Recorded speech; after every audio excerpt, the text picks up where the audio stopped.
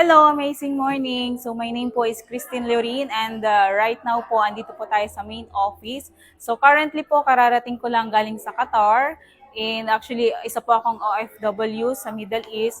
So ginagawa ko po itong business natin as part-time pero full-time by heart kasi po ito na po yung opportunity na nakita ko na makakatulong sa akin para makapag-for good ng mas maaga. Kaya kung ikaw is OFW ka or kahit anong background mo at naghahanap ka rin ng opportunity na pwede mong gawin while working or pwede mong isabay sa other business mo or ano man na ginagawa mo ngayon na pinagkakakitaan. So, pwedeng-pwede mo ring isabay ang ating I Am Worldwide business. So, actually po right now, nag-claim po ako ng ating 1 week check.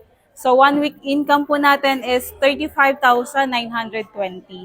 So grateful po kasi sa 1 week na po na ito, wala po ako as an OFW, hindi ko po ito nakita sa pagiging OFW. So, kaya napaka-grateful po kasi dito po sa ating business, sa I Am Worldwide, so lahat po possible. So, yun lang po and amazing morning po ulit.